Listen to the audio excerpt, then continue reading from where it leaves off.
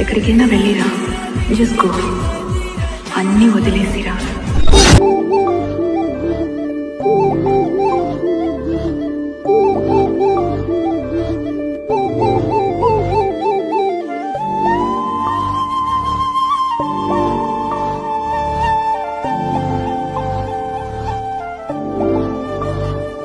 కొండలు 11 కిలోమీటర్లు, 3550 మెట్లు. ఎంతో నిరీక్షణతో ఇవన్నీ దాటితే అక్కడుంటుంది ఒక ఆనంద నిలయం.